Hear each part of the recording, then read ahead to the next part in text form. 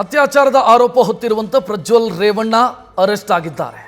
ಮತ್ತೊಂದೆಡೆ ಕುಮಾರಸ್ವಾಮಿ ಕುಟುಂಬ ಸದ್ಯ ಅವರು ಪ್ರವಾಸಕ್ಕೆ ಅಂತ ತೆರಳಿದ್ದಾರೆ. HDK family ಪ್ರವಾಸದಲ್ಲಿದೆ. ಪ್ರಜ್ವಲ್ ಪ್ರಕರಣದಿಂದ ಅಂತರ ಕಾಯ್ದುಕೊಂಡಿದೆ ಕುಮಾರಸ್ವಾಮಿ ಕುಟುಂಬ. ಕಬಿನಿ ಹಿನ್ನೀರಲ್ಲಿ ಕಾಲ ಕಳೆದಿದ್ದಾರೆ ಕುಮಾರಸ್ವಾಮಿ ಮತ್ತವರ ಕುಟುಂಬಸ್ಥರು. ಪ್ರಕರಣದಲ್ಲಿ ಮುಜುಗರ ತಪ್ಪಿಸಿಕೊಳ್ಳುವುದಕ್ಕೆ ಕುಮಾರಸ್ವಾಮಿ ಆ ಮೂಲಕ ಪ್ಲಾನ್ ಮಾಡಿದ್ರಾ ಅನ್ನೋ ಪ್ರಶ್ನೆ. HD ಕೋಟೆ ಬಳಿಯ ಖಾಸಗಿ ರೆಸಾರ್ಟ್ನಲ್ಲಿ ವಾಸ್ತವ್ಯ ಹೂಡಿದೆ ಕುಮಾರಸ್ವಾಮಿ ಅವರ ಕುಟುಂಬ. ಕುಮಾರಸ್ವಾಮಿ ಅವರ ಪತ್ನಿ, ಪುತ್ರ, ಸೊಸೆ, ಮೊಮ್ಮಗ ಎಲ್ಲರೂ ಕೂಡ ದೋಣಿ ವಿಹಾರದಲ್ಲಿ ಭಾಗಿಯಾಗಿದ್ದಾರೆ. ಈ ಜಂಜಾಟಗಳನ್ನು ಮರೆತು ಕುಟುಂಬದ ಜೊತೆ ಕುಮಾರಸ್ವಾಮಿ ಟೈಮ್ ಸ್ಪೆಂಡ್ ಮಾಡ್ತಾ ಇದ್ದಾರೆ.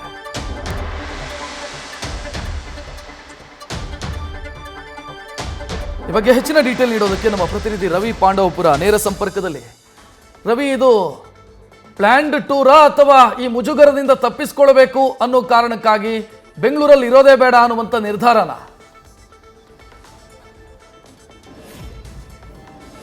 ರಕ್ಷಕ, ಪ್ರಮುಖವಾಗಿ ಮಾಜಿ CM HD ಕುಮಾರಸ್ವಾಮಿ ಅವರು ಪ್ರಜ್ವಲ್ ರೇವಣ್ಣ ಅವರ ಪ್ರಕರಣಕ್ಕೆ ಸಂಬಂಧಪಟ್ಟಂತೆ ಒಂದಷ್ಟು ಮುಜುಗರವನ್ನು ತಪ್ಪಿಸ್ಕೊಳ್ಬೇಕು ಅನ್ನೋ ಕಾರಣಕ್ಕಾಗಿಯೇ ಕಬಿನಿ ಹಿನ್ನೀರಿಗೆ ಬಂದಿದ್ದಾರೆ ಅನ್ನೋ ಮಾತುಗಳು ಈಗ ಕೇಳಿ ಬರ್ತಿದೆ.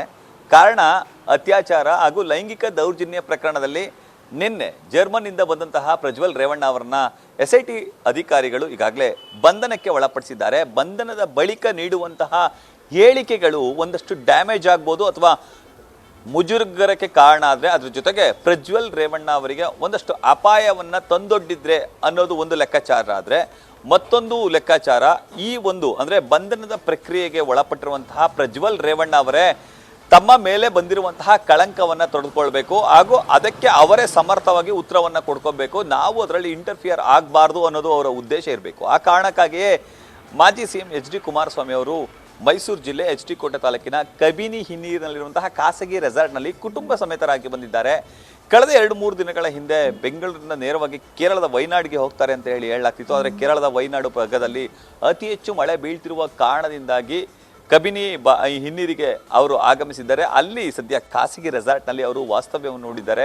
ನಿನ್ನೆ ಒಂದಷ್ಟು ಸಫಾರಿ ಹಾಗೂ ಬೋಟಿಂಗನ್ನು ಮಾಡುವಂಥ ಕೆಲಸಕ್ಕೆ ಮುಂದಾಗಿದ್ದರು. ಜೊತೆಗೆ ಕಾಡಂಚಿನ ಪ್ರದೇಶದಲ್ಲಿರುವಂತಹ ಜನರನ್ನು ಮಾತಾಡಿಸುವಂಥ ಕೆಲಸಕ್ಕೆ ಮುಂದಾಗಿದ್ದರು. ಆ ಸಂದರ್ಭದಲ್ಲಿ ಅವರು ಪ್ರಕರಣಕ್ಕೂ ನಮಗೂ ಏನು ಸಂಬಂಧ ಇಲ್ಲ ಆ ರೀತಿಯಲ್ಲಿ ಅವ್ರನ್ನ ವರ್ತನೆ ಮಾಡ್ತಿದ್ರು ಅಥವಾ ಅವ್ರ ಜೊತೆ ಬೆರೆಯುವಂತಹ ಕೆಲಸಕ್ಕೆ ಮುಂದಾಗಿದ್ರು. ಇನ್ನು ಪ್ರಜ್ವಲ್ ರೇವಣ್ಣ ಪ್ರಕರಣದಲ್ಲಿ ಆರಂಭದಿಂದಲೂ ಕೂಡ HD ಕುಮಾರಸ್ವಾಮಿ ಅವರು ಒಂದಷ್ಟು ಮಾತುಕತೆಗಳನ್ನು ನಡೆಸುವಂತಹ ಕೆಲಸಕ್ಕೆ ಮುಂದಾಗಿದ್ರು.